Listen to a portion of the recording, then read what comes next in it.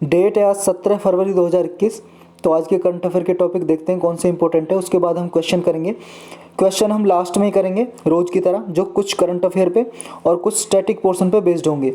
तो स्टार्ट करते हैं अपना डिस्कशन। फर्स्ट टॉपिक क्या है? Sagarika first full fledged international cruise terminal अभी इंडिया ने लॉन्च किया है। तो इसके बारे में डिटेल से पढ़ेंगे। क्रूज का मतलब होता है ओशियन जर्नी, यानी कि समुद्री यात्रा से रिलेटेड है। इसके बारे में डिटेल से पढ़ेंगे। सेकंड है मालवेयर इन न्यूज़ नेटवायर, एक मालवेयर है, इसके बारे में डिटेल से देखेंगे क्यों न्यूज़ में है। थर्ड है जियो स्पेशियल डेटा पॉलिसी लिबरलाइज्ड, ये एक पॉलिसी लिबरलाइज की है इंडिया ने। ये पॉलिसी क्या है, किससे रिलेटेड है, सारा इसके बारे में डिटेल से देखेंगे। अभी एल्डरली के बारे में एक स्टडी हुई है, एल्डरली अब्यूज़ के बारे में, मतलब जो बुज़ुर्ग लोग होते हैं उनके खिलाफ जो अब्यूज़ होता है। तो इससे रिलेटेड क्या न्यूज़ है, क्या सर्वे में फाइंडिंग आई है, ये मेंस के लिए आपका बहुत इंपॉर्टेंट टॉपिक है। हर 2-3 साल में क्वेश्चन पूछा जाता है, तो ये पढ़ेंगे। नेक्स्ट है रोहिंग्या क्राइसिस, ये रोहिंग्या क्या है, इसके बारे में डिटेल से देखें। क्या क्राइसिस है, इनके बारे में संकट क्या आया है, क्राइसिस का मतलब संकट। नेक्स्ट है नाइजीरियाज ओकोंजो आइविलिया अपॉइंटेड WTO हेड, ये एक वूमन है नाइजीरिया कंट्री की। तो इसके बारे में डिटेल से पढ़ेंगे। ये WTO की हेड अभी अपॉइंट हुई हैं, नियुक्त हुई हैं, तो इनके बारे में डिटेल से देखेंगे। नेक्स्ट है जाइंट लेदर बैक टर्टल, ये एक टर्टल कछुआ, मतलब ये न्यूज़ में है, इसके बारे में डिटेल से देखेंगे। माँ कैंटीन्स क्या है, व्हाट इज़ संदेश, न्यूज़ में इससे रिलेटेड ये क्या है। महाराजा सुहेल देव, ये इनके बारे में क्या न्यूज़ है, सारी डिटेल में देखते हैं। तो स्टार्ट करते हैं अपना डिस्कशन। फर्स्ट टॉपिक क्या है? Sagarika first full fledged international cruise terminal. जैसा कि क्रूज के बारे में हम जान चुके हैं, समुद्री यात्रा से यानी कि ओशन जर्नी, और टर्मिनल मतलब जैसे बस स्टॉप होते हैं ना बस के लिए, ऐसे क्या शिप वगैरह जो ओशंस में होते हैं, यात्रा होती है, उनके लिए एक टर्मिनल बनाना बस स्टॉप की तरह। तो ये अभी प्राइम मिनिस्टर ने कोची में ये प्रोजेक्ट इनॉग्रेट किया है। इनॉग्रेट का मतलब है आरंभ करना, शुभारंभ करना, केरल में, ये याद रखना केरल में। सागरिका इंडिया का फर्स्ट क्रूज टर्मिनल होगा जो कोची में बन रहा है, जो इंटरनेशनल क्रूज टर्मिनल, ये फर्स्ट होगा इंडिया का। ये देखो जी, ये है जो क्रूज टर्मिनल बन रहा है इंटरनेशनल, ये है, ये इंडिया का first full fledged international cruise terminal है, ये आपको याद रखना है।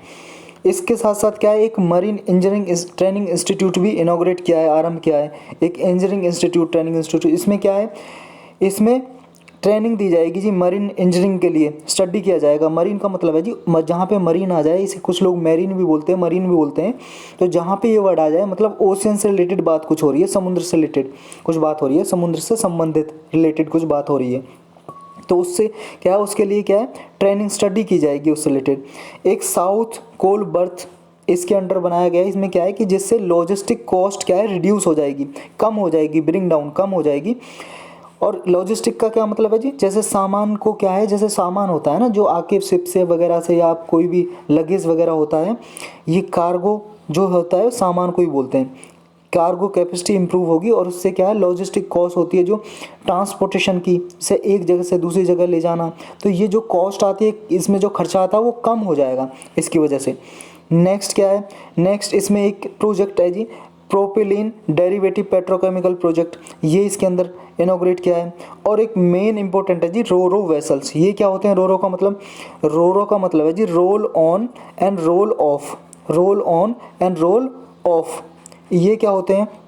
देखो जी, मान लो ये है, यहाँ पे कोई भी ये टर्मिनल है, और यहाँ से आप मैप से समझो, ये है इंडिया का मैप, ये यहाँ पे क्या है, टर्मिनल है कोई, जैसे क्रूज टर्मिनल बनाया इंटरनेशनल टर्मिनल, और एक यहाँ पे मान लो कोई टर्मिनल।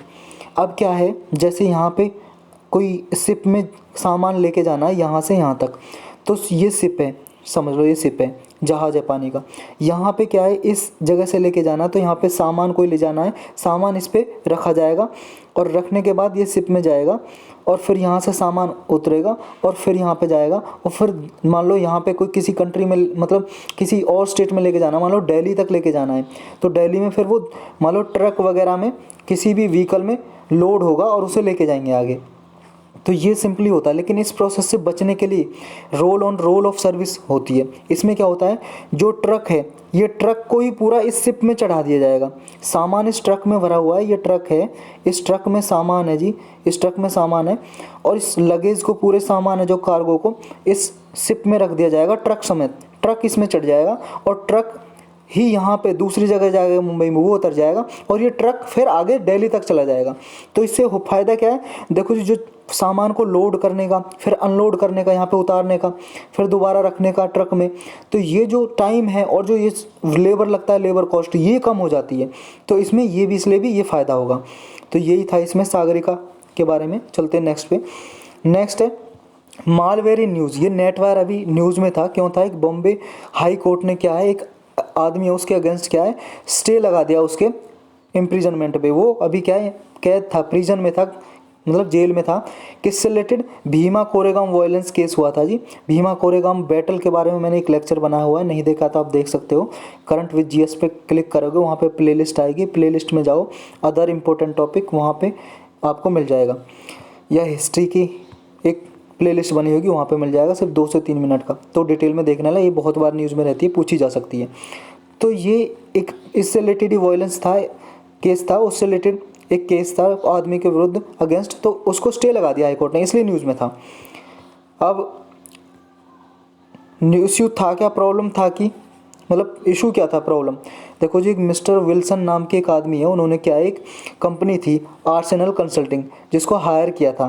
तो इनके कंप्यूटर को क्या है, एक अटैकर था, अटैकर मतलब हैकर था, हैकर आप जानते हो, सारे डिटेल में जानेंगे इसके बारे में भी।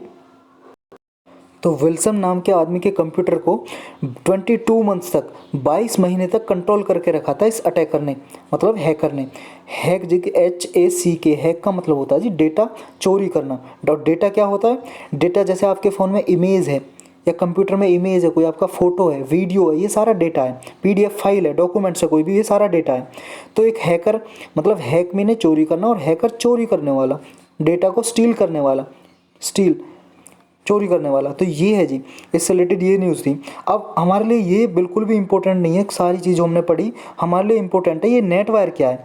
नेटवायर जिसके थ्रू क्या है, हैकर क्या है, हैक करते हैं डेटा को, वो है नेटवायर। नेटवायर एक मालवेयर भी बोला जाता है इसे, मालवेयर। और मालवेयर क्या होता है जी, मालवेयर को दूसरे नाम से भी जाना जाता है, जिसका नाम है क्या, remote access trojan, remote access trojan के नाम से। इससे होता क्या है कि अटैकर जो होता है, हैकर जो होता है, वो क्या है, डेटा दूसरे कंप्यूटर से या फ़ोन से चुरा लेता है। जैसे आपने कभी शेयर इट, क्या है, एप्लीकेशन है एक शेयर इट, एक फ़ोन से लेके दूसरे फ़ोन में डेटा भेजा जाता है इससे। तो आपने कभी यूज किया हो, एक फ़ोन से लेके दूसरे फ़ोन में डेटा आपने भेजा हो, तो उससे क्या है, जैसे जब आप मान लो इसे डेटा भेजते हो, कोई इमेज भेजते हो, फोटो भेजते हो, वीडियो भेजते हो, कोई एक फ़ोन से दूसरे फ़ोन में, तो एक्सेप्ट करना पड़ता है आपको। एक्सेप्ट कर लिया जैसे ही आपने, जैसे ये फ़ोन ए फ़ोन भेज रहा है बी फ़ोन के बाद, ए फ़ोन, ये ए फ़ोन है जी, ये ए फ़ोन है, और ये बी फ़ोन के पास डेटा, फोटो, इमेज कुछ भेज रहा है, तो ये भेजेगा। तो इसने क्या है, एक्सेप्ट कर लिया, इसकी जो रिक्वेस्ट थी एक्सेप्ट कर ली बी ने। तो क्या है, ए अपने फ़ोन से ही बिना कुछ किए हुए, बी कुछ नहीं करेगा, अब इसने एक्सेप्ट कर लिया जो भी इसने रिक्वेस्ट भेजी थी डेटा शेयर करने के लिए। तो अब ए बी के फ़ोन से कुछ भी डेटा ले सकता है, कुछ भी चुरा सकता है, कुछ भी ले सकता है, कुछ इसके फ़ोटो वगैरह डिलीट कर सकता है, वीडियो डिलीट कर सकता है। तो जैसा इस शेयर इट एप्लीकेशन में होता है, ऐसे ही कुछ इस सिस्टम में होता है, समझ गया, ये मालवेयर सिस्टम में। तो मालवेयर के थ्रू होता है। इससे क्या है, आपके पासवर्ड वगैरह, आप कंप्यूटर का कुछ लगा है उसको पता लगा लेना, और आपका कोई डेटा है उसको स्टील कर लेना, चोरी कर लेना, तो यही सब है। तो आपको नेटवायर है, ये याद रखना है कि एक मालवेयर है नेटवायर, और इसे रिमोट एक्सेस ट्रोजन भी बोला जाता है। चलते हैं नेक्स्ट पे। नेक्स्ट बहुत इंपॉर्टेंट टॉपिक है जी, जियो स्पेशियल डेटा पॉलिसी लिबरलाइज्ड।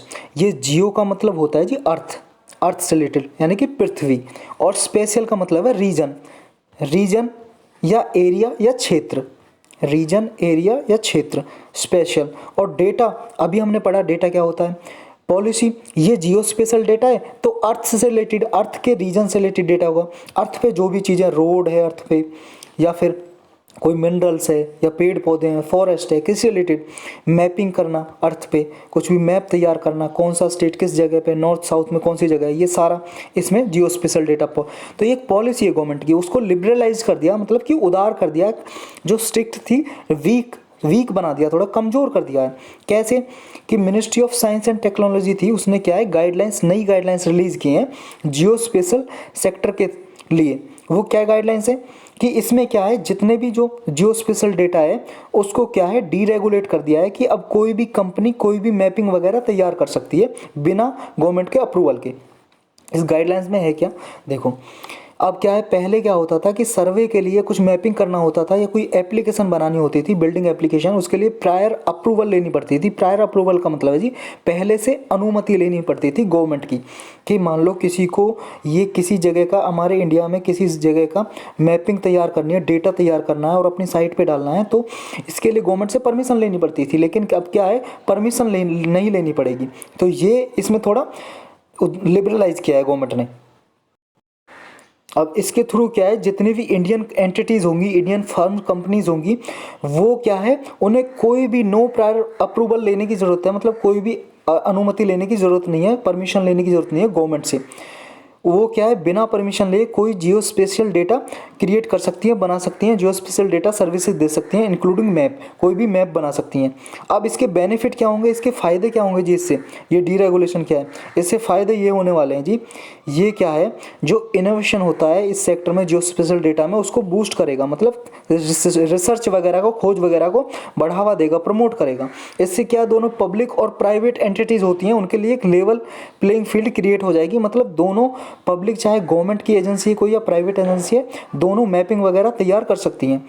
इससे क्या होगा, जो हाई क्वालिटी मैप्स होंगे वो तैयार हो सकेंगे। अभी क्या है, मैप में आप देखते होंगे कि मैप की क्वालिटी ठीक नहीं होती, किसी मान लो पर्टिकुलर जगह को लेना है तो उसके बारे में डिटेल से नहीं पता होता। तो अगर प्राइवेट कंपनीज मैपिंग वगैरह तैयार करेंगी तो उससे क्या है कि सारे आपको चल सकेगा कि इससे क्या है, नॉर्थ में क्या है, साउथ में क्या है, इसके मतलब इस एरिया में क्या क्या होता है, क्या क्या मिनरल्स होते हैं। तो रोड वगैरह के बारे में, छोटे छोटे रोड्स, अभी क्या है, अभी बड़े बड़े रोड्स की क्या है आप मैप में देख सकते हो, लेकिन छोटे रोड्स होते हैं या छोटी ट्रेन वगैरह के जो क्या है उसके ट्रैक होते हैं, उनको क्या है मैपिंग में नहीं दर्शाया जाता। तो हर किसी के लिए मैपिंग तैयार हो सकेगी। तो नई जो स्टार्टअप कंपनीज होती हैं, नई कंपनीज होती हैं, प्राइवेट सेक्टर होते हैं, पब्लिक सेक्टर है, इस सबको रिसर्च इंस्टीट्यूशन होते हैं, उनको क्या है एक अपॉर्चुनिटी मिलेगी, मौका मिलेगा ये सब करने का।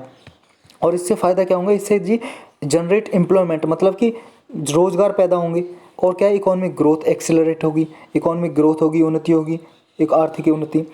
और क्या फ़ायदा होंगे, इंडियन फार्मर्स को फ़ायदा होगा जी, उसको क्या है जियो स्पेशल डेटा से, रिमोट सेंसिंग डेटा से बेनिफिट होगा।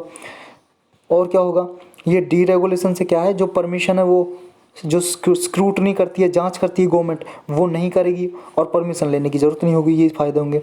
अब जियो स्पेशल डेटा होता क्या है, ऑलरेडी हम जान ही चुके हैं जियो स्पेशल के बारे में। जियो मतलब अर्थ स्पेशल रीजन, क्षेत्र, एरिया, डेटा मतलब डेटा आप ऑलरेडी जानते ही हो। तो इसके बारे में क्या है, पूरी लोकेशन पता करना कि कहाँ पे अर्थ सरफेस पे जितना भी कुछ है उसके बारे में पूरी लोकेशन, ऑब्जेक्ट, इवेंट्स, क्या फिनोमेना हो रहे हैं उसके बारे में डेटा तैयार करना, ये जियो स्पेशल डेटा है। मतलब किसी रोड की अर्थक्वेक आया है, एक चीज़ याद रखनी है आपको इसमें, ये जो लोकेशन होती हैं दो तरह की होती हैं, एक स्टैटिक और एक डायनेमिक। स्टैटिक का मतलब है जो एक जगह है, जैसे रोड हो गया, रोड एक जगह, अर्थ को एक जगह पे आता है। कुछ होता है डायनेमिक, जैसे मूविंग व्हीकल एक जगह से दूसरी जगह जा रहा है तो इसको ट्रैक कर सकेंगे। पेडेस्ट्रियन मतलब पैदल चलने वाला आदमी, या फिर इन्फेक्शियस डिसीज, कोई फैलने वाली बीमारी। फैलने वाली बीमारी एक जगह थोड़ा होती है, जैसे कोरोना एक जगह से दूसरी जगह फैलता जा रहा है, तो ये क्या डायनेमिक में आते हैं और स्टैटिक में ये आते हैं। तो दो तरह के हो सकते हैं ये लोकेशन, स्टैटिक और डायनेमिक, ये चीज़ याद रखनी है। जियो स्पेशल डेटा में क्या है, सारी लोकेशन इन्फॉर्मेशन कलेक्ट करना किसी ऑब्जेक्ट, इवेंट, फिनोमेना के बारे में, तो ये सभी होता है इसमें। अब इसके एप्लीकेशन क्या हो सकेंगे, मतलब यूज कहाँ कहाँ पे हो सकेंगे सारा जी। देखो कोई भी मान लो पब्लिक इंटरेस्ट के लिए रोड्स वगैरह, लोकेलिटीज़, रेल लाइंस के बारे में, वाटर बॉडीज़ कहाँ कहाँ पे पानी है, रिवर है, लेक है, झील है, पब्लिक एमिनिटीज़, सारी सुविधाएं कहाँ पे, पब्लिक की सुविधा कहाँ पे, तो सारा इनमें यूज हो सकेगा पता लगाने के लिए, ये सारी इन्फॉर्मेशन मिल सकेगी इसके रिलेटेड। दूसरा ये क्या है, जैसे जियो स्पेशल डेटा का यूज कर सकेंगे, जैसे फूड डिलीवरी ऐप है, फूड डिलीवरी ऐप जो फूड डिलीवर करते हैं, जो खाना पहुंचाती है, जैसे स्विगी है, जोमेटो है, ई कॉमर्स कंपनी अमेजन है। तो इनको क्या है, छोटी छोटी लोकेशन में जाने के लिए अभी क्या है मैपिंग तैयार नहीं है। जैसे मान लो रूरल एरियाज़ में हो गया, गांव एरियाज़ में, रिमोट एरियाज़ होते हैं, दूर दराज इलाके जैसे हिली एरियाज़, तो वहाँ पे इन्हें आसानी होगी इस अगर जियो स्पेशल डेटा होगा तो। लेकिन अब प्रेजेंट पॉलिसी है क्या जो स्पेशल डेटा की, ये तो नई पॉलिसी है। प्रेजेंट क्या है, बहुत ही स्ट्रिक्ट रेस्ट्रिक्शन है गवर्नमेंट की कि कलेक्शन स्टोरेज करने में, यूज़ सेल डिसेमिनेशन, जो जियो स्पेशल डेटा है उसको ना तो स्प्रेड कर सकता है कोई, ना सेल कर सकता है, बेच सकता है, ना यूज़ कर सकता है, ना कलेक्ट कर सकता है, ना स्टोरेज। गवर्नमेंट की परमिशन लेनी पड़ती है जब ये सब कुछ हो सकता है, वरना इलीगल था अब तक। लेकिन अब ये पॉलिसी लिबरलाइज करती है गवर्नमेंट ने। तो ये क्या है, बहुत ही डिकेड मतलब बहुत दशकों साल पुरानी ये पॉलिसी थी जो ये पहले थी। इसमें क्या है, पहले इंडियन गवर्नमेंट या तो डेटा तैयार करती थी, मैपिंग वगैरह, जियो स्पेशल डेटा, या फिर गवर्नमेंट रन एजेंसीज, मतलब जो गवर्नमेंट की एजेंसी चल रही हैं, जैसे सर्वे ऑफ इंडिया, ये तैयार करती थी जियो स्पेशल डेटा, और डिफेंस होम मिनिस्ट्री वगैरह से परमिशन लेनी पड़ती थी। तो अब ये सब कुछ नहीं होगा। तो यही था इसके बारे में। चलते हैं अपने नेक्स्ट टॉपिक पे। नेक्स्ट टॉपिक क्या है जी, नेक्स्ट है, ये मेंस के लिए बहुत ही इंपॉर्टेंट टॉपिक है। Elderly abuse a growing concern in India says LASI. एक सर्वे हुई है जी जिसका नाम है LASI, longitudinal ageing study in India, ये इसकी फुल फॉर्म है। ये स्टडी हुई है, सर्वे हुई है, अध्ययन हुआ है, जिसमें कहा है कि जो एल्डरली पीपल है, मतलब बुजुर्ग लोग हैं, उनके बारे में, अब्यूज़ के बारे में, अब्यूज़ का मतलब है जी गाली देना, अपशब्द कहना, या बैड बिहेवियर किसी के प्रति, बैड बिहेवियर दुर्व्यवहार किसी के प्रति। तो एल्डरली जो बुजुर्ग लोग हैं, एल्डरली पीपल हैं, एजेड पीपल हैं, उनके बारे में ये सारी स्टडी है कि उनको क्या क्या परेशानी झेलने को मिलती है अपनी एल्डरली एज में, बुजुर्ग जब हो जाते हैं। तो उनकी सारी साइंटिफिक इन्वेस्टिगेशन की गई है इस स्टडी में कि हेल्थ से रिलेटेड, उनके स्वास्थ्य से रिलेटेड, इकोनॉमिक कंडीशन, आर्थिक व्यवस्था, सोशल डिटर्मिनेंट, सामाजिक व्यवस्था, तो जितनी भी पॉपुलेशन है, एजिंग पॉपुलेशन इंडिया में, तो उनसे रिलेटेड ये स्टडी रिलीज की गई है अभी। तो इसके बारे में क्या क्या इस स्टडी में पाया वो देखते हैं। पहली बात तो ये जी, at least 5% of India's elderly population, India की कम से कम 5% पॉपुलेशन, मतलब एल्डरली जो बुज़ुर्ग लोग हैं, 60 साल या उससे ज़्यादा, एजेड 60 ईयर एंड अबव, उससे 60 साल हैं, 60 साल से ज़्यादा हैं, वो क्या है, इल ट्रीटमेंट झेल रहे हैं। ये 2020 में पता लगाया गया है। इल ट्रीटमेंट का मतलब है जी दुर्व्यवहार, बैड बिहेवियर किसी के प्रति। बैड बिहेवियर मतलब वही अब्यूज़ करना एल्डरली पीपल को। बच्चे क्या है, अपने माँ बाप को अब्यूज़ करते हैं, गाली देते हैं, या फिर उनके साथ दुर्व्यवहार, उन्हें घर से निकाल देते हैं। तो ये सब स्टडी, कितने लोग ऐसा सब कुछ करते हैं, इस स्टडी में यही देखा गया है। तो ऐसे कम से कम 5% लोग हैं जो 60 साल या उससे ज़्यादा हैं, जो इल ट्रीटमेंट, दुर्व्यवहार एक्सपीरियंस कर लें, मतलब झेल रहे हैं। ये सबसे ज़्यादा रिकॉर्ड किया गया है जी बिहार में। बिहार में सबसे ज़्यादा हाईएस्ट शेयर है एल्डरली पर्सन का जिसमें इल ट्रीटेड किया जाता है इंडिया में। मतलब सबसे ज़्यादा दुर्व्यवहार बुजुर्गों के प्रति बिहार में होता है, ये देखा गया। और कम से कम ऐसे क्या है, 77.3% जो एल्डरली हैं वो क्या, उन्हें वर्बल या इमोशनल इल ट्रीटमेंट देखने को मिलता है। मतलब मुंह से, वर्बल का मतलब है माउथ से, मुंह से गाली गलौज देना, या इमोशनल क्या है, दुर्व्यवहार करना, इमोशनल अत्याचार करना उसमें, ये तो सुना ही होगा आपने। और क्या होता है इसमें, इसमें जी देख, वर्बल इमोशनल अब्यूज़ करना, या फिर उन्हें टॉर्चर करना।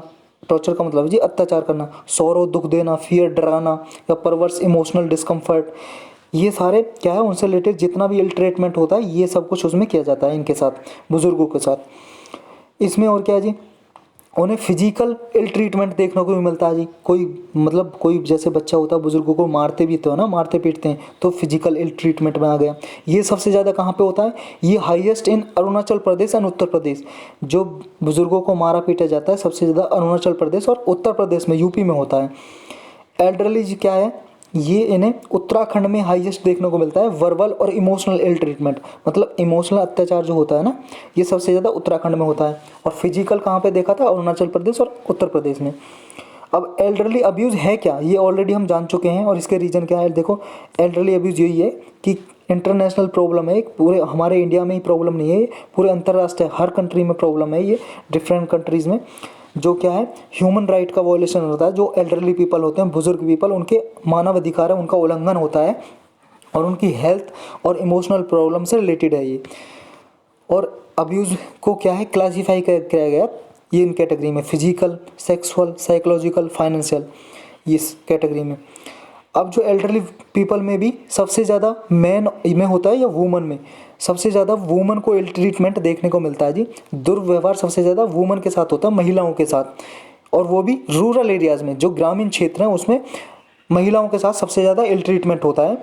ये वुमन को क्यों होता है ज़्यादा? वुमन को एक कारण बताया गया जी इस स्टडी में, क्योंकि जो वुमन होती है, मान लो एल्डरली, जब बुजुर्ग होते हैं, उनके जो पार्टनर होते हैं, हस्बैंड, वो क्या है, उनके वो एक्सपायर हो जाते हैं, मर जाते हैं। उसके बाद क्या है, जो उनके पास कोई फाइनेंशियल सोर्स नहीं होता, इनकम सोर्स नहीं होता, नो इनकम सोर्स। अब इनके डिपेंड होती हैं अपने बच्चों पे महिलाएं, तो क्या है, उन्हें दुर्व्यवहार देखने को मिलता है, उन्हें अच्छे से ट्रीट नहीं किया जाता। ये आपने अब गांव एरिया घरों में रहते होंगे, देखते भी होंगे बहुत सारे अपने अड़ोस पड़ोस में, कि लोगों को, अपने लोग क्या अपने माँ बाप को अच्छे से नहीं रखते हैं। तो अब करने की ज़रूरत क्या है जी? अगर इन जो एल्डरली पीपल हैं उनको इस इल ट्रीटमेंट से कैसे बचाया जाए, क्या किया जा सकता है? देखो जी, एक तो ये किया जा सकता है, जो एल्डरली पीपल हैं उनके लिए असेंशियल जो नीड्स हैं, उनकी जो आवश्यक ज़रूरत हैं, जैसे फूड, भोजन, शेल्टर, घर, प्रोटेक्शन, बचाना, एक्सेस टू हेल्थ केयर, मतलब स्वास्थ्य संबंधी जितनी भी फैसिलिटी हैं उन्हें उपलब्ध कराई जाएँ। दूसरा क्या हो सकता है जी?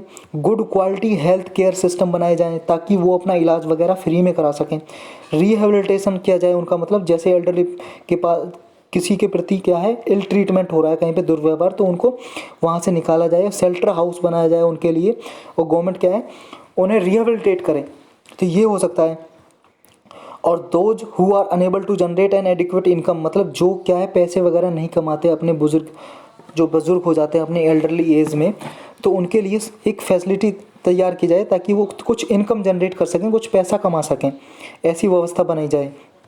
बेस्ट वे क्या है इसे एड्रेस करने के लिए, इस समस्या को बेस्ट वे ये है जी, सबसे अच्छा तरीका, कि जो फैमिली है ना, खुद फैमिली जो अपनी क्या बच्चे हैं उनके साथ दुर्व्यवहार करते हैं, उन्हीं से ही काउंसिल किया जाए, उन्हीं से बातचीत की जाए कि भाई साहब आप करते क्यों, आप क्यों नहीं रखते हो अच्छे से एल्डरली पीपल को, घर से क्यों निकाल देते हो आप, उन्हें किया जाए। और जो कम्युनिटी लीडर होते हैं ना, जैसे हर कम्युनिटी होती थी आपकी, कोई कास्ट है, रिलीजन है, उसके लीडर होते हैं, सारे डिसीजन वो लेते हैं। देखा हो अपने गांव एरियाज़ में, विलेज एरिया में, जैसे हर कास्ट के बने हुए हैं, जैसे ठाकुर कास्ट के या राजपूत कास्ट के या फिर जाट कास्ट के, हर कास्ट के कम्युनिटी लीडर होते हैं, उनके डिसीजन लेते हैं, इस कास्ट में ये काम किए जाएंगे, ये नहीं किए जाएंगे। तो उनको सेंसिटाइज किया जाए, उन्हें बताया जाए कि भाई साहब आप इसी को भी देखो, लोगों से कहो अपनी कम्युनिटी में कि ये सब कुछ ना करें। तो ये भी इनकी हेल्प ली जा सकती है। और print media, audio visual media का हेल्प लिया जा सकता है अवेयरनेस फैलाने के लिए, जागरूकता फैलाने के लिए, स्प्रेड करने के लिए। तो ये सब कुछ किया जा सकता है। इसमें इतना ही था। ये मेंस के लिए बहुत इंपॉर्टेंट टॉपिक है। आप मेंस का क्वेश्चन पेपर देखो पहले, 4-5 साल का, हर 2-3 साल में एल्डरली से रिलेटेड क्वेश्चन पूछा गया है, या ग्लोबलाइजेशन से इफेक्ट क्या पड़ा है एल्डरली पे, तो ये पूछा गया है। तो आप इसमें लिख सकते हो ये सब कुछ। चलते हैं नेक्स्ट में। नेक्स्ट है जी रोहिंग्या क्राइसिस। रोहिंग्या एक कम्युनिटी है जी, क्राइसिस का मतलब संकट है, आपदा, संकट। तो क्या क्राइसिस आया रोहिंग्या का? रोहिंग्या पीपल है जी, ये पीपल है, मुस्लिम पीपल हैं ये लोग, ये म्यांमार में रहते थे पहले, उन्हें निकाल दिया गया, वहाँ पे रियोट्स हुए, दंगे हुए, तो ये इंडिया और बांग्लादेश के बॉर्डर में आके बस गए। तो अब इशू क्या है? अब इशू ये है जी, जो बांग्लादेश की अथॉरिटी है उन्हें क्या है, ये रोहिंग्या जो रिफ्यूजीज हैं, म्यांमार से आए थे ये, इन्हें भाषणचार आइलैंड पे शिफ्ट किया जा रहा है, मतलब यहाँ से लोकेट किया जा रहा है भाषणचार आइलैंड में। ये भाषणचार आइलैंड कहाँ पे?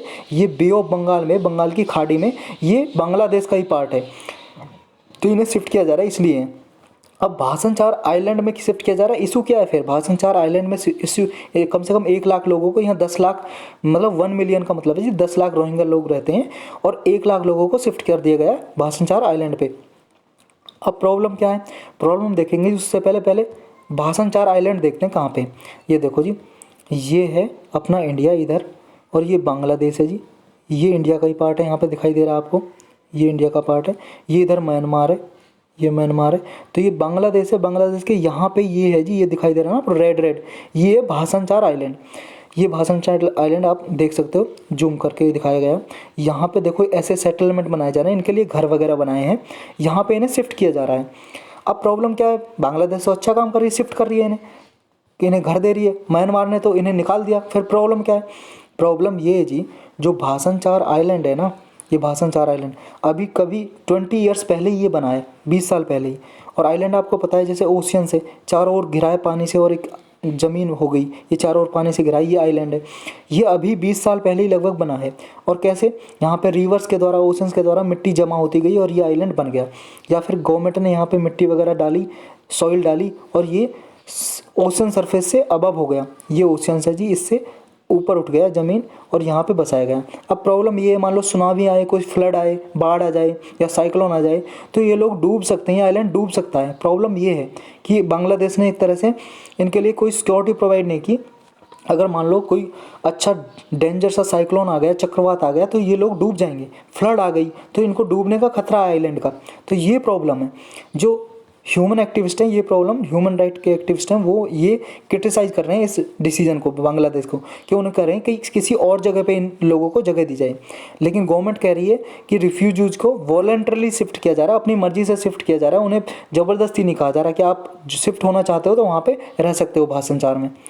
अब रोहिंग्या क्या है, इसके बारे में डिटेल से देखते हैं। रोहिंग्या ऑलरेडी हमने देख लिया कौन से लोग, मुस्लिम पीपल हैं, ये मोस्टली मुस्लिम जाति के लोग, मुस्लिम धर्म के लोग। एथनिक ग्रुप है जी एक, क्या है, इन्हें म्यांमार में फुल सिटीजनशिप नहीं दी गई थी। ये म्यांमार में रह रहे थे बहुत हज़ारों सालों से, लगभग सैकड़ों सालों से। ये वहाँ के रेजिडेंट फॉरेनर क्लासीफाई किए गए थे और एसोसिएट सिटीजन, मतलब फुल सिटीजन नहीं थे जी, फुल नागरिक नहीं थे। जैसे आप क्या हो, इंडिया के फुल सिटीजन हो, आपको सारी सुख सुविधाएं मिलती हैं, कोई निकाल नहीं सकता। लेकिन अगर आपको मान लो कोई एक्टिविटी करो, आप देश विरोधी एक्टिविटी, मतलब कंट्री के विरुद्ध में, अगेंस्ट में कोई एक्टिविटी करो, तो आपको क्या है, देशद्रोही अगर डिक्लेयर कर दिया ना, टेररिस्ट डिक्लेयर कर दिया, तो फिर आपको कोई भी जितने भी राइट मिले ना, अधिकार रहने का सही से, तो नहीं मिलेंगे, सारे आपको कैद में डाल दिया जाएगा, प्रिजन में, समझ गए। तो ये सारे अधिकार इन्हें नहीं मिले होते। तो वहाँ पे म्यांमार में क्या है, बुद्धिस्ट पीपल हैं बहुत ज़्यादा, तो बुद्धिस्ट पीपलों ने, इनके बीच में लड़ाई हो गई, तो इन लोगों को बाहर निकाल दिया। और गवर्नमेंट को भी क्रिटिसाइज़ किया ह्यूमन राइट एक्टिविस्ट ने म्यांमार को। तो बहुत सारे इशू जनरेट हुए थे, ये न्यूज़ में भी था, हमने बहुत बार ये न्यूज़ में कंप्लीट भी किया है। अब ये जो रोहिंग्या पीपल हैं, एथनिकली पीपल हैं, ये much closer to Indo Aryan people हैं ऑफ इंडिया एंड बांग्लादेश। जो बांग्लादेश के इंडो आर्यन पीपल हैं ना, और इंडिया के इंडो आर्यन पीपल, उनसे मैच करते हैं ये पीपल, ना कि सिनो तिब्बतन, जो सिब्बो तिब्बतन लोग हैं ना म्यांमार वगैरह के, उनसे रिलेट नहीं करते, ज़्यादा ये मैच करते हैं इंडिया और बांग्लादेश के इंडो आर्यन पीपल से। तो ये याद रखना आपको। और इनके बारे में जो यूएन के, यूनाइटेड नेशन के सेक्रेटरी जनरल हैं एंटोनियो गुतेरस, उन्होंने भी एक बार कहा है कि पूरे वर्ल्ड में ये सबसे डिस्क्रिमिनेटेड पीपल हैं, मतलब सबसे ज़्यादा जिनके प्रति डिस्क्रिमिनेशन होता है, भेदभाव होता है, उनमें से एक है रोहिंग्या पीपल, समझ गए। तो इसके बारे में ये था। चलते हैं नेक्स्ट पे। नेक्स्ट क्या है जी, नेक्स्ट है जी हमारा, नेक्स्ट है नाइजीरियाज ओकोंजो आइविला अपॉइंटेड WTO हेड। ये नाइजीरिया एक कंट्री है जी अफ्रीका में, वहाँ की एक महिला है, वुमन, जिसका नाम है ओकोंजो आइविला। इनको अपॉइंट किया गया हेड WTO का। WTO क्या है, वर्ल्ड ट्रेड ऑर्गेनाइजेशन। WTO के बारे में डिटेल से पढ़ेंगे जी। पहले ये देखते हैं, ये देखो जी WTO की जो क्या है, न्यू चीफ अपॉइंट किया गया है इन महिला को। ये फर्स्ट वुमन होंगी जो हेड करेंगी WTO को, फर्स्ट वुमन, ये याद रखना है। और क्या है, फर्स्ट अफ्रीकन सिटीजन भी होंगी जो रोल प्ले करेंगी, WTO में अपॉइंट की गई, फर्स्ट अफ्रीकन सिटीजन होंगी और फर्स्ट वुमन होंगी, ये ओकोंजो आइविलिया। तो इसलिए न्यूज़ में है। अब रोल और फंक्शन क्या होते हैं, डायरेक्टर जनरल बनाया गया है इन्हें। देखो जी, इनके एडवाइजरी रोल होते हैं, बस क्या है, रेस्पॉन्सिबल होते हैं, सुपरवाइज करते हैं, डायरेक्ट करते हैं ऑर्गेनाइजेशन के एडमिनिस्ट्रेशन ऑपरेशन को। जितना भी प्रशासन होता है और एडमिनिस्ट्रेशन का काम होता है WTO में, वर्ल्ड ट्रेड ऑर्गेनाइजेशन में, उसको डायरेक्शन करना, डायरेक्ट देना, दिशा देना और सुपरवाइज करना, इनका काम होता है डायरेक्टर जनरल का। इनका रोल जो होता है, जो पॉलिसी बनाने में नहीं होता, बल्कि जो पॉलिसी बन गई है उनमें एडवाइजरी रोल होता है, मैनेजरियल फंक्शन, मतलब एक तरह से प्रबंधन करना इनका रोल होता है। ये WTO के जो डायरेक्टर होते हैं, ये क्या है, इसमें लगभग 700 स्टाफ होता है जी WTO के पास, मतलब 700 लोग रहते हैं, स्टाफ के लोग। और WTO के जो मेंबर होते हैं ना, 4 साल के लिए इसे डायरेक्टर जनरल को अपॉइंट करते हैं मेंबर मिलके, जितने भी WTO के मेंबर हैं, सदस्य देश हैं। अब WTO के बारे में डिटेल से पढ़ते हैं जी। ये इंपॉर्टेंट नहीं था, बस आप इनका नाम याद रखिए। फर्स्ट वुमन क्या है, किसी एग्जाम में आपके पूछा जा सकता है, PCS वगैरह में। WTO, ये देखो जी, वर्ल्ड ट्रेड ऑर्गेनाइजेशन है, ये 1995 में बनाई है इंस्टीट्यूशन। और ये इंस्टीट्यूशन से पहले एक इंस्टीट्यूशन हुआ करता था, GATT, जिसका नाम था general agreement on trade and tariff. ये इंस्टीट्यूशन था जो 1946 में बना था। तो ये क्या है, जो वर्ल्ड वाइड क्या है, ट्रेड होती है, ट्रेड, व्यापार, उससे रिलेटेड रूल वगैरह बनाना कि सारी कंट्री माने, सब कंट्री के क्या है रूल, एक रूल माने कि उसी नियम पे आधारित हो। तो ये बनाया गया था। उसके बाद लेकिन 1995 में ये बनाया गया WTO। लेकिन WTO बनाया गया, लेकिन ये भी एग्जिस्ट करता है, ये भी अभी है GATT, ये ख़त्म नहीं हुआ है GATT। ये इसकी एज ए अम्ब्रेला ट्रीटी काम करता है गेट। तो WTO ऑफिशियली 1 जनवरी 1995 को बन के तैयार हो गया। और क्या होता है कि जैसे इसकी मीटिंग होती है ना, गेट की मीटिंग होती है जिसे बोलते हैं उरुग्वे राउंड। उरुग्वे राउंड यानी कि उरुग्वे कंट्री है जी साउथ अमेरिका कॉन्टिनेंट में, साउथ अमेरिका में। North America south America continent पड़े होंगे ना अपने। साउथ अमेरिका में ब्राज़ील के पास एक कंट्री है उरुग्वे, वहाँ पे मीटिंग हुई गेट की, उसी को बोला जाता है उरुग्वे राउंड। वहाँ पे एक एग्रीमेंट हुआ, मर्राकेश एग्रीमेंट, ये 1994 में हुआ। इस एग्रीमेंट के थ्रू ही WTO बन के तैयार हो गया। 1 जनवरी 1995 से स्टार्ट हो गया ये। कमेंस का मतलब है जी, कमेंस हो गया, कमेंस का मतलब स्टार्ट, आरंभ हो गया। अब WTO क्या है, एग्जिस्टेंस में आया जब 1995 में। तो गेट ये क्या है, एग्जिस्ट करता है। अब ये सीज नहीं होगा, डिडंट सीज टू एग्जिस्ट का मतलब है ये ख़त्म नहीं हो गया, ये अभी भी है। ये एज ए अम्ब्रेला ट्रीटी काम करता है WTO की। तो इसके स्ट्रक्चर क्या है WTO के, ये देखते हैं हम। देखो जी, WTO को हेड करते हैं मिनिस्ट्रियल कॉन्फ्रेंस। इनमें क्या है, मिनिस्ट्रियल कॉन्फ्रेंस होती है जो इसमें हर कंट्री से मेंबर होते हैं। जनरली क्या होता है, जो कॉमर्स मिनिस्टर होते हैं ना कंट्री के, वो पार्टिसिपेट करते हैं इसमें। तो ये क्या है, इसको हेड करते हैं WTO को। इसके ऑपरेशन देखते हैं। और 3 इसकी एडमिनिस्ट्रेटिव बॉडीज़ हैं। ये इसका काम जो डेली वर्क होता है ना, डेली का काम काज होता है WTO का, ये 3 एडमिनिस्ट्रेटिव जो बॉडीज़ हैं वो देखती हैं। वो कौन कौन सी हैं, एक तो जनरल काउंसिल है, जनरल काउंसिल। इसमें सारी जो मेंबर कंट्री हैं उससे मेंबर रिप्रेजेंट होते हैं जी। सारी मेंबर कंट्री जो सदस्य देश हैं उससे एक एक मेंबर होता है इसमें। ये क्या करता है, डेली ऑपरेशन देखता है और जितना भी इम्प्लीमेंटेशन का काम होता है, WTO के रूल्स वगैरह फंक्शन होते हैं उनको मॉनिटर करना और इम्प्लीमेंट लागू करना, इसका काम होता है। एक होता है डिस्प्यूट सेटलमेंट बॉडी। ये क्या है, मान लो एक कंट्री के बीच में दूसरी कंट्री के बीच में विवाद हो जाए, कोई डिस्प्यूट हो जाए, डिस्प्यूट का मतलब है विवाद, झगड़ा हो जाए, तो ये उसका सेटलमेंट करती है, उसे निपटारा करती है उसका। एक कंट्री जो मेंबर कंट्री होती है सदस्य देश, उनके बीच में, तो डिस्प्यूट का निपटारा करती है। अगर मान लो इसके डिसीजन से सेटिस्फाई नहीं है कंट्री, तो एक अपेलेट बॉडी भी है उस, तो इसके डिसीजन को इसमें चैलेंज किया जा सकता है। कंट्री कोई भी सेटिस्फाई नहीं है इसके डिसीजन से, अपेलेट बॉडी में जा सकते हैं इसके डिस्प्यूट सेटलमेंट का डिसीजन के अगेंस्ट। और नेक्स्ट इसकी बॉडी है जी ट्रेड पॉलिसी रिव्यू बॉडी। ये क्या है, ये भी जनरल काउंसिल का पार्ट है। तो ये दोनों जनरल काउंसिल का पार्ट है। ये डिस्प्यूट सेटलमेंट बॉडी भी जनरल काउंसिल का पार्ट है और ये भी ट्रेड पॉलिसी रिव्यू भी जनरल काउंसिल का पार्ट है। ये क्या करती है, ये जो पॉलिसीज़ वगैरह जो बनाती है मेंबर स्टेट्स की, ये देखती है जितने भी मेंबर कंट्री हैं, सदस्य देश हैं, वो WTO के जो पॉलिसी वगैरह हैं उनको लागू कर रहे हैं या नहीं कर रहे हैं, उनके मतलब अपनी कंट्री में सही से उन्हें इम्प्लीमेंट किया जा रहा है नहीं किया जा रहा है। तो ये सब देखना ट्रेड पॉलिसी रिव्यू का काम है। तो यही था इसके बारे में। चलते हैं नेक्स्ट पे। नेक्स्ट है जी जाइंट लेदर बैक टर्टल। ये क्या है, टर्टल का मतलब होता है कछुआ। ये अभी न्यूज़ में क्यों है, न्यूज़ में इसलिए है, ये न्यूज़ में इसलिए है अभी क्यों है कि अंडमान निकोबार में क्या है, टूरिज्म सेक्टर को बढ़ाने के लिए और पोर्ट डेवलपमेंट को प्रमोट करने के लिए अभी स्टेप लिए हैं गवर्नमेंट ने कि वहाँ पे टूरिज्म बढ़ाया जाए, कि पर्यटक आएँ देखने के लिए, टूरिस्ट आएँ देखने के लिए, और बंदरगाह को डेवलप किया जाए अंडमान निकोबार में। तो इससे परेशानी क्या है, इससे परेशानी ये है कि यहाँ पे एक जायंट लेदर बैक टर्टल, ये कछुए मिलते हैं, तो इनको पॉपुलेशन को खतरा हो सकता है कि ये यहाँ पे नेस्टिंग करते हैं। नेस्टिंग का मतलब है जी, नेस्ट का मतलब घोंसला भी होता है और अंडे देना भी होता है। ले एग्स, टू ले LAY, टू ले एग्स मतलब अंडे देना, अपना मतलब प्रोडक्शन करते हैं ये एग्स। तो ये यहाँ पे करते हैं, इसलिए इनको खतरा हो सकता है। अब ये क्या है, जो इनके इसके बारे में डिटेल से पढ़ते हैं, हमारे लिए इंपॉर्टेंट ये हो गया जाइंट लेदर बैक टर्टल। ये क्या है, ये जो 7 स्पीसीज पाए जाते हैं पूरे वर्ल्ड में, पूरे प्लानेट पे, अर्थ पे, सी टर्टल के, जो कछुओं की 7 प्रजाति पाई जाती हैं, 7 स्पीसीज, उनमें से सबसे बड़ा ये लार्जेस्ट है, ये लेदर बैक टर्टल। ये क्या सारे ओशंस में मिलता है सिवाय आर्कटिक और अंटार्कटिक। आर्कटिक और अंटार्कटिक को छोड़ के सारे ओशंस पे, समुद्र में मिलता है ये, एक्सेप्ट आर्कटिक एंड अंटार्कटिक, ये याद रखना आपको। और इंडियन ओशन में ये क्या है, विद इन इंडियन ओशन में मिलता है, वहाँ पे केवल और केवल ये एग्स देता है। कहाँ पे, अंडे सिर्फ एक जगह ही देता है, मतलब ये जगह पे only in Indonesia, Sri Lanka, Andaman and Nicobar island. तो इन जगह पे ही ये एग्स देता है, नेस्ट करता है, ये याद रखना आपको। प्रोडक्शन इन्हीं जगह पे करता है पूरे इंडियन ओशन में।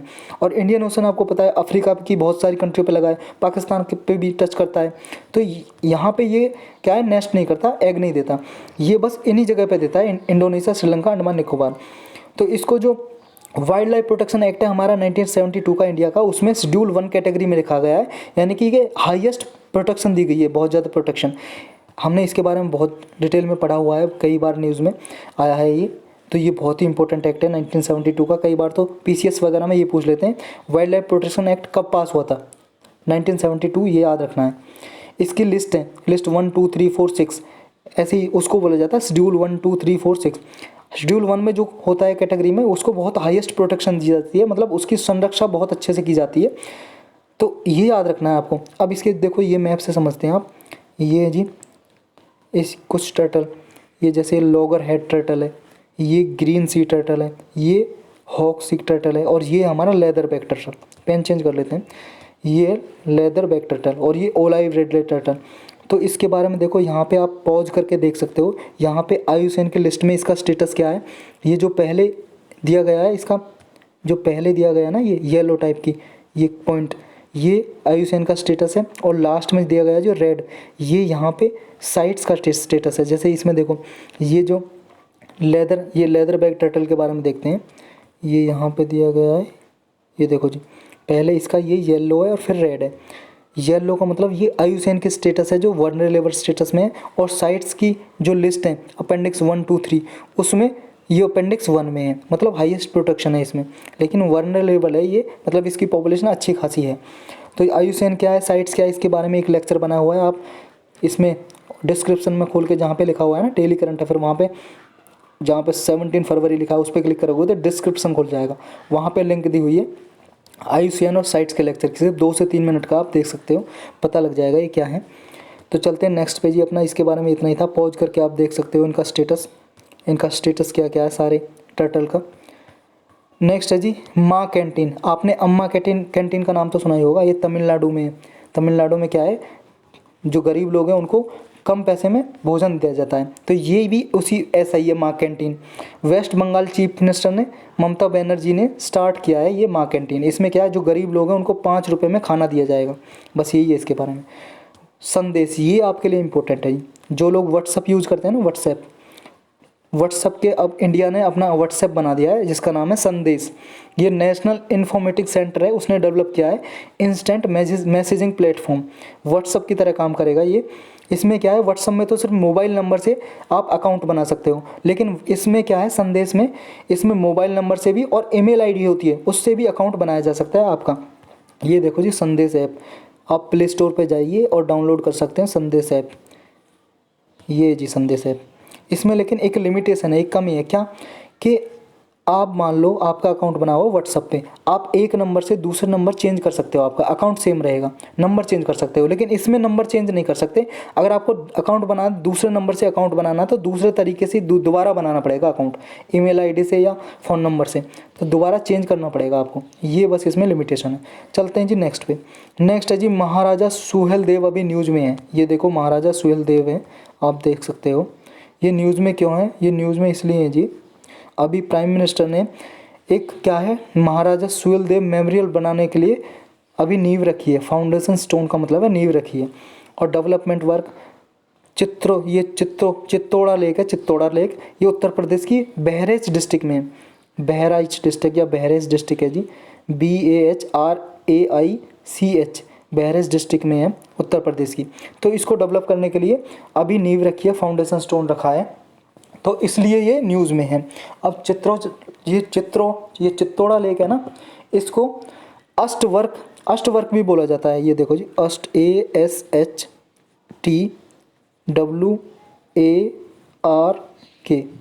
अरे कहाँ गया, यहाँ पे देखो ASHTWARK, अष्टवर्क लेक भी बोला जाता है, मतलब कि झील है एक। अष्टवर्क क्यों बोला जाता है, ऐसा माना जाता है जो महाराजा जनक थे ना, महाराजा जनक, उनके गुरु थे अष्टवर्क मुनि, उन्हीं के नाम पे इनका नाम रखा गया। तो ये झील डेवलपमेंट करने के लिए अभी गवर्नमेंट ने ये स्टेप लिए हैं, इसलिए न्यूज़ में है। और अब जो महाराजा सुहेलदेव हैं उनके बारे में थोड़ा डिटेल से देखते हैं। महाराजा सुहेलदेव हैं, बहुत ही लीजेंडरी किंग थे, एक सम्राट थे जी, बहुत फेमस सम्राट थे। ये जो north east part Uttar Pradesh का, यहाँ पे जगह सारावस्ती है, श्रावस्ती, वहाँ पे ये राजा हुआ करते थे। इन्होंने क्या है, जो गजनवी था उसके जनरल थे गाजी सैयद सालर मासूद, इनको बहराइच डिस्ट्रिक्ट में 11वीं सेंचुरी में हरा दिया था, डिफीट कर दिया था और मार दिया था, किल्ड कर दिया था। ये राजा सुहेलदेव हैं। एक 7वीं सेंचुरी का पर्शियन लैंग्वेज हिस्टोरिकल अकाउंट है, एक बुक है जी 7वीं सेंचुरी की, 17वीं सेंचुरी की। जिसका नाम है मिरत ए मसूदी, उसमें भी राजा सुहेलदेव का नाम मेंशन है। ये मिरात ए मसूदी क्या है, ये जो सालर मासूद है उनकी बायोग्राफी है जी, जीवनी है। सालर मासूद की जीवनी है, बायोग्राफी है। ये किसने लिखी थी? अब्दुल रहमान चिश्ती ने लिखी थी। किसके टाइम पे? मुग़ल एम्परर जहांगीर के टाइम पे। जहांगीर के टाइम ने पे अब्दुल रहमान चिश्ती ने लिखी थी ये बायोग्राफी किसकी? सालर मासूद, जिसका नाम है मिरत ए मसूदी। इसके हिसाब से क्या है, सुहेलदेव क्या है? एक किंग थे, मौर्ध्वज ऑफ सारावस्ती। सारावस्ती के किंग थे मौर्ध्वज, उनके बेटे थे, सबसे बड़े एल्डेस्ट सन थे सुहेलदेव। तो इनके बारे में इतना ही था। तो आज के टॉपिक हमारे इतने ही थे। अब करेंगे हम क्वेश्चन करंट अफेयर पे बेस्ड। आप तैयार हो तो यस बोलो। उससे पहले क्या, अगर आपको लेक्चर अच्छा लगे तो प्लीज़ लाइक करें, शेयर करें, कमेंट करें और चैनल को सब्सक्राइब करें ताकि मुझे मोटिवेशन मिले। देखो जी, मेरा लेक्चर ना कोई मोनेटाइज नहीं है, आपको फ्री ऑफ कॉस्ट देखने को मिलता है। आपको क्या है, लग रहा होगा मुझे पैसे मिलते हैं, कोई पैसे नहीं मिलते। सिर्फ क्या है कि मेरा बस मुझे अच्छा लगता है पढ़ाना, मैं पढ़ा रहा हूँ आप लोगों को। आप देखते होगे बहुत सारे चैनल पे ऐड दिखाई देती है जब चैनल चलता है, मेरे चैनल पे कोई ऐड नहीं आती, आपको फ्री ऑफ कॉस्ट देखने को मिलता है, ना ही कोई मुझे 1 रुपया मिलता है किसी से। आप सोच रहे हो यूट्यूब रुपये देता है, कुछ देता है, कुछ भी नहीं है ऐसा। बस क्या आप लाइक करते हो, कमेंट करते हो तो अच्छा सा मुझे मोटिवेशन मिलता है बनाने के लिए। अगर आपको समझ आता है तो ठीक है, आप देखो, नहीं आता तो बहुत सारे चैनल हैं, आप देख सकते हो। लेकिन आप एक ऑब्जर्व कर सकते हो चीज़, बहुत सारे चैनल पे व्यूज़ बढ़ाने के लिए, क्योंकि अब उन्हें क्या है, व्यूज़ चाहिए, तो कुछ भी पढ़ा रहे हैं, एग्ज़ाम से रिलेटेड है भी नहीं कुछ भी। अगर आपको क्रैक करना है यूपीएससी का एग्ज़ाम, पीसीएस का एग्ज़ाम, तो आपको समझ आ जाएगा। लास्ट ईयर के क्वेश्चन पेपर देखो, उसे एनालाइज करो, समझ आ जाएगा कि आप सही पढ़ रहे हो गलत। तो बहुत हो गया लेक्चर, अब क्वेश्चन करते हैं। फर्स्ट क्वेश्चन क्या है, कंसीडर द फॉलोइंग स्टेटमेंट। कुछ स्टेटमेंट दी गई है, इसके बारे में आपको करेक्ट स्टेटमेंट बतानी है। फर्स्ट स्टेटमेंट है, among the 75 listed PVTG highest number are found in Andaman Nicobar island. ये कह रहा है कि आप पीवीटीजी के बारे में जानते हो? पीवीटीजी के बारे में मैंने एक लेक्चर बनाया है, सिर्फ 2 से 2.5 मिनट का लेक्चर है, उसकी लिंक दी हुई है डिस्क्रिप्शन में, उसमें जाके देख सकते हो, या प्ले लिस्ट में जाके देख सकते हो, अदर इंपॉर्टेंट टॉपिक में होगा, वहाँ पर देख सकते हो आप इसे। तो ये कह रहा है कि 75 पीवीटीजी हैं हमारी कंट्री में। सबसे ज़्यादा जो पीवीटीजी हैं ये क्या है जी, एससी कैटेगरी के लोग होते हैं ना, एसटी शेड्यूल ट्राइब, उनमें से क्या है, जैसे 705 शेड्यूल ट्राइब है, उनमें से कुछ 75 कैटेगरी को पीवीटीजी डिक्लेयर कर दिया, जो बहुत ही ज़्यादा गरीब पुअर लोग हैं उनको। तो ये कह रहा है सबसे ज़्यादा पीवीटीजी क्या है, अंडमान निकोबार आइलैंड में है क्या। सेकंड बोल रही है, Jarawas are the tribal people dominant in all the part of Andaman Nicobar island. जो जारवा पीपल हैं पूरे अंडमान निकोबार में रहते हैं, पूरे सभी पार्ट में रहते हैं क्या। आपके ऑप्शन है जी 1 2 दोनों सही या दोनों गलत। देखो जी, इसका ऑप्शन है ये भी गलत है और ये भी गलत है। क्यों? जो पीवीटीजी से सबसे ज़्यादा हैं उड़ीसा में, उड़ीसा में 13 पीवीटीजी हैं। उसके बाद क्या है, आंध्र प्रदेश में जी 12 पीवीटीजी। तो अंडमान निकोबार में नहीं है सबसे ज़्यादा। और जारवा भी पूरे पार्ट में नहीं पहले हो जी, एक पर्टिकुलर पार्ट में रहते हैं अंडमान निकोबार के में। तो ये भी गलत है। तो हमारा डी आंसर सही हो जाएगा, नाइदर 1 नाइदर 2। चलते हैं नेक्स्ट पे। One health concept recently in news. ये वन हेल्थ कंसेप्ट के बारे में बताना है, कौन से स्टेटमेंट करेक्ट है। फर्स्ट बोलिए, strategies to prevent non communicable disease. जो नॉन कम्युनिकेबल डिसीज़ होती हैं, मतलब एक पर्सन से दूसरे पर्सन में नहीं फैलती डिसीज़, क्या उससे रिलेटेड है क्या। B a providing health insurance to all individual. स्वास्थ्य इंश्योरेंस, सबका स्वास्थ्य बीमा करना, स्वास्थ्य से बीमा करना, इंश्योरेंस करना से सारे इंडिविजुअल का, उससे रिलेटेड है क्या। नेक्स्ट है interconnectivity among human health, animal health and environment. जो मानव की स्वास्थ्य है, एनिमल्स का, पशुओं का स्वास्थ्य है या इन्वायरमेंट, इनको इंटरकनेक्ट करना, इसका एम है क्या। नेक्स्ट है prioritising human health over animal health. Prioritising का मतलब है कि एनिमल हेल्थ से ज़्यादा ह्यूमन हेल्थ पे ज़्यादा ध्यान देना, इससे रिलेटेड है क्या वन हेल्थ कंसेप्ट। देखो जी, इसका आंसर है सी। जो ह्यूमन हेल्थ, एनिमल हेल्थ और इन्वायरमेंट, इसको इंटरकनेक्ट करना है, इसका वन हेल्थ कंसेप्ट का एम। तो चलते हैं नेक्स्ट पे। सागरिका, आज ही पढ़ा जी हमने, बताना है Sagarika the international cruise terminal which is the India's first full fledged international cruise terminal was inaugurated in which of the following state. ये बताना सागरिका कौन से स्टेट में बनाया गया है। केरल, तमिलनाडु, महाराष्ट्र, गुजरात।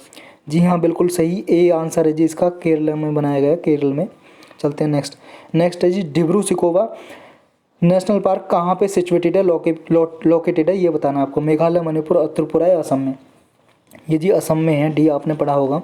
चलते हैं नेक्स्ट पे। नेक्स्ट है जी कंसीडर द फॉलोइंग स्टेटमेंट। कुछ स्टेटमेंट दी हुई है, इनकरेक्ट स्टेटमेंट बताना आपको। फर्स्ट बोल रही है इन 2020-21 में corporate tax was the biggest tax revenue source in India. जो सबसे ज़्यादा टैक्स आया है वो कॉर्पोरेट टैक्स से पैसा आया है गवर्नमेंट के पास। नेक्स्ट बोल रही है top receipt under the non tax revenue for the union government for interest and dividends and profit receipt from public sector companies. देखो जी, जो रिसिप्ट आई है नॉन टैक्स, ये तो टैक्स की बात हो रही थी फर्स्ट स्टेटमेंट में, यहाँ हो रही है नॉन टैक्स। जो नॉन टैक्स से जो पैसा आया गवर्नमेंट के पास वो क्या सबसे ज़्यादा रिसिप्ट इंटरेस्ट या डिविडेंड से मिली है, जो पब्लिक सेक्टर कंपनीज़ को बेचने से होती है। आपको इनकरेक्ट बताना जी कौन सा है, फर्स्ट सेकंड दोनों या दोनों सही हैं जी? दोनों इनकरेक्ट हैं या दो, कोई सा भी इनकरेक्ट नहीं है, नाइदर वन नाइदर टू, मतलब एक भी इनकरेक्ट नहीं है। गलत स्टेटमेंट बतानी है कौन सी है। देखो जी, फर्स्ट बिल्कुल गलत है, क्योंकि कॉर्पोरेट टैक्स से नहीं बल्कि जीएसटी से सबसे ज़्यादा पैसा आया है, गुड्स एंड सर्विसेज टैक्स से। तो पहला इनकरेक्ट है और हमें इनकरेक्ट ही बताना है, दूसरा सही है। इनकरेक्ट बिल ए है तो ए आंसर हो जाएगा। चलते हैं नेक्स्ट पे। नेक्स्ट है जी consider the following statement regarding United Nation specialise agency. आपको जैसे पता होगा यूनाइटेड नेशन के बारे में, संयुक्त राष्ट्र है, ये 1945 में बना था। इसके 6 ऑर्गन है, 6 ऑर्गन मतलब अंग बोला जाता है हिंदी में, अंग। और इसकी बहुत सारी स्पेशलाइज एजेंसी हैं। तो स्पेशलाइज एजेंसी के बारे में स्टेटमेंट दी गई है, आपको करेक्ट स्टेटमेंट बतानी है। पहली बोल रही है specialize agencies are legally independent international organisations with their own rules, membership organs and financial resources. जो स्पेशलाइज एजेंसी होती हैं जी, वो क्या है, इंडिपेंडेंट ऑर्गेनाइजेशन है, इंटरनेशनल ऑर्गेनाइजेशन है जो इंडिपेंडेंटली काम करती हैं। सेकंड बोल रही है none of these agencies existed before the First World War but some were associated with the League of Nation. पहली बोल रही है जो फर्स्ट वर्ल्ड वार हुआ था इससे पहले क्या है, कोई सी भी एजेंसी एग्जिस्ट नहीं करती थी, लेकिन कुछ एजेंसी लीग ऑफ नेशन से एसोसिएटेड थी, मतलब लीग ऑफ नेशन के अंडर काम करती थी। आपको ये बताना है करेक्ट कौन सा है, फर्स्ट सेकंड या दोनों सही हैं या दोनों गलत हैं। देखो जी, फर्स्ट बिल्कुल करेक्ट स्टेटमेंट है। इंडिपेंडेंट ऑर्गेनाइजेशन होती हैं, ये इंडिपेंडेंटली काम करती हैं, आज़ाद रूप से अपने रूल्स वगैरह बना सकती हैं खुद के। तो स्पेशलाइज एजेंसी फर्स्ट सही है, लेकिन सेकंड गलत है। ये कह रहा है कोई भी एजेंसी फर्स्ट वर्ल्ड वार से पहले नहीं बनी थी, बहुत एजेंसी बन गई थी जी। लेकिन जो सेकंड है ना, ये सेकंड स्टेटमेंट इसमें सही है जी। सेकंड पार्ट, सेकंड स्टेटमेंट का सेकंड पार्ट कि but some were associated with League of Nation, कुछ लीग ऑफ नेशंस के साथ क्या है एसोसिएटेड थी। जैसे कौन सी, ILO हमने बहुत बार पढ़ा, इंटरनेशनल लेबर ऑर्गेनाइजेशन, ये इसका पार्ट था लीग ऑफ नेशन का। सेकंड पार्ट सही है, लेकिन फर्स्ट बिल्कुल गलत है सेकंड स्टेटमेंट का। तो सेकंड बिल ये क्या है, ए आंसर हो जाएगा, केवल एक सही है जी, सेकंड गलत हो जाता है यहाँ पे। नेक्स्ट है forest landscape restoration is the ongoing process that involves. ये बताना है कि जो फॉरेस्ट लैंडस्केप रिस्टोरेशन है, मतलब इसमें क्या होता है, जो फॉरेस्ट हैं, जो पेड़ पौधे हैं, फॉरेस्ट क्या है, इसको इंक्रीज़ करना, फॉरेस्ट एरिया को, ये काम होता है इसको। रिस्टोरेशन का मतलब है कि पेड़ पौधे ज़्यादा लगाना, इंक्रीज़ करना। तो ये क्या क्या आता है इस प्रोसेस में, ये बताना आपको। Managing natural regeneration of forest, forest को क्या है प्रबंधन करना, प्राकृतिक जो रीजनरेशन होता है फॉरेस्ट एरियाज में, जंगलों में, उसको प्रबंधन करना, मैनेज करना। सेकंड बोल रही है एनहेंसिंग ह्यूमन वेलबींग अक्रॉस डिफॉरेस्टेड और डिग्रेडेड फॉरेस्ट लैंडस्केप। जो भी फॉरेस्ट एरिया डिग्रेड हो रहे हैं जी, घट रहे हैं, जो डिफॉरेस्ट पेड़ पौधे काटे जा रहे हैं, वहाँ पे क्या है ह्यूमन वेलबींग को इन्हेंस करना, बढ़ावा देना। थर्ड बोल रही है प्लांटिंग ऑफ मोर ट्री, ज़्यादा से ज़्यादा ट्री लगाना, पेड़ लगाना। ये तो हम ऑलरेडी पता ही दिया था क्या मतलब होता है इसका, तो थर्ड तो सही है जी। अब आपको बताना है थर्ड 2 3 1 3 1 2 3। देखो जी, सारे करेक्ट हैं इसमें, डी आंसर करेक्ट हो जाएगा, सारा ये इसमें आता है। ये इंपॉर्टेंट टॉपिक भी है जी और क्वेश्चन भी है, पूछा जा सकता है, आप इसे ध्यान से देखो। नेक्स्ट चलते हैं जी। नेक्स्ट क्या है, which of the following are features of अब्र ये अपभ्रमासा स्कूल ऑफ पेंटिंग। ये जो ये क्या है, अपभ्रंशा, ये जो भी आप प्रोनाउंस करते हो, अपभ्रंशा या अपभ्रंशा कुछ भी है, ये स्कूल ऑफ पेंटिंग किससे रिलेटेड है ये बताना आपको। इसके कुछ फीचर दिए हुए हैं, आपको करेक्ट स्टेटमेंट बतानी है। Jainism was the main theme of these painting. जो ये पेंटिंग बनाई जाती हैं, इनमें जैनिज्म से रिलेटेड क्या है, पेंटिंग बनाई जाती हैं जैन धर्म से। सेकंड बोल रही है pointing nose and double chin in human depiction. इसमें क्या है, जो नोज़ है वो पॉइंटिंग दिखाई जाती है, मतलब जैसे ये नोज़ है ऐसे पॉइंटिंग कुछ दिखाई जाती है, ऐसे ये आँख हो गई, ऐसे पॉइंट करके, ऐसे नहीं दिखाई जाती नोज़, मतलब पॉइंट करके दिखाई जाती है।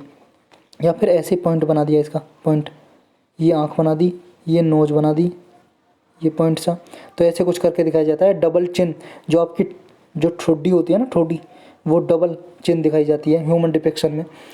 थर्ड बोलिए absence of animal and bird, इसमें कोई पशु और बर्ड के कोई भी पेंटिंग नहीं बनाई जाती। आपके ऑप्शन है जी 1 to 2 या 2 3 या 1 2 3।